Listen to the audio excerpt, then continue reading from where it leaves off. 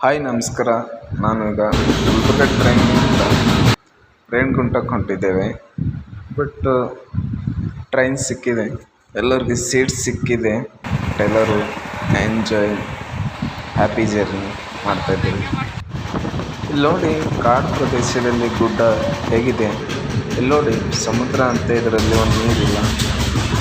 ನಾನು train already ನಾನು Renigunta train railway station ಹತ್ರ ಇದ್ದೀನಿ.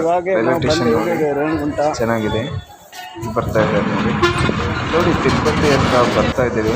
ಇಲ್ಲಿ ತಿರುಪತಿ ಚೆಕಿಂಗ್ ಆಯಿತು, ಬಟ್ ಇವಾಗ ಮತ್ತೆ ಬಸ್ ಸೇರ್ತಾ ಇದ್ದೇವೆ. ಇಲ್ಲಿ ನೋಡಿ, ತಿರುಪತಿ ಘಾಟ್ ಬಂದಿದೆ. ಯಾರಾದರೂ ನೋಡಿರಾ? ನೋಡಿ, ಬಸ್ಸಲ್ಲಿ ಬರ್ತಾ ಇದ್ದೇವೆ. ಹಾಂ, ಚೆನ್ನಾಗಿದೆ ನೋಡಿ. ಹೆಂಗಿದೆ ಪ್ರದೇಶ, ವಾತಾವರಣ ತಂಪಾಗಿದೆ. ಈ ವಾತಾವರಣದಲ್ಲಿ ಯಾರಾದರೂ ಬಂದರೆ ತುಂಬ ಮನಸ್ಸಿಗೆ ನೆಮ್ಮದಿ ಸಿಗುತ್ತೆ.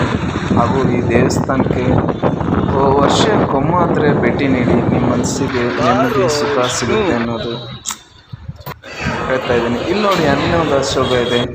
ಇಲ್ಲಿ ನೋಡಿ, ಇಲ್ಲಿ ರೂಮ್ ಬುಕ್ಕಿಂಗ್ ಮಾತ್ರ ಬರೋದು. ಇಲ್ಲಿ ನೋಡಿ, ನಮ್ಮ ವಿಷ್ಣು ಕೂತಿಗೆ ನಮ್ಮ ಸಲಕ್ಕೆ ರೂಮ್ ಬುಕ್ ಮಾಡ್ತಾ ಇದ್ದೇನೆ.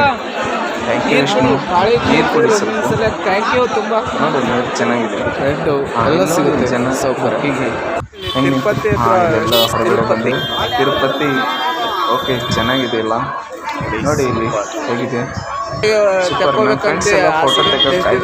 ಫೋಟೋ ತೆಗಿಯೋರು ಸಿಗ್ತಾ ಇಲ್ಲ ಇವರಿಗೆ. ಒಂದು ನಿಮಿಷ.